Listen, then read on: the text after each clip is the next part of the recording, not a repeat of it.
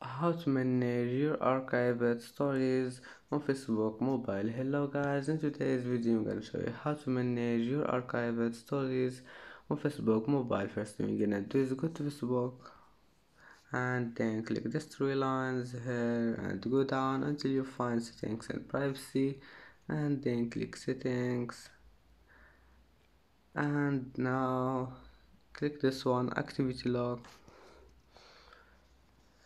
interactions, and then click this one, archived stories, and